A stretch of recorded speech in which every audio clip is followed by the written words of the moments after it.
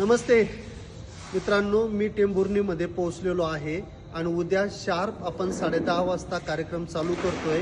पुष्पक मंगल कार्यालय करमाळा रोड या ठिकाणी हे हॉल आहे। माझ्या मागे तुम्ही बघू शकता, अतिशय प्रशस्त हॉल आहे।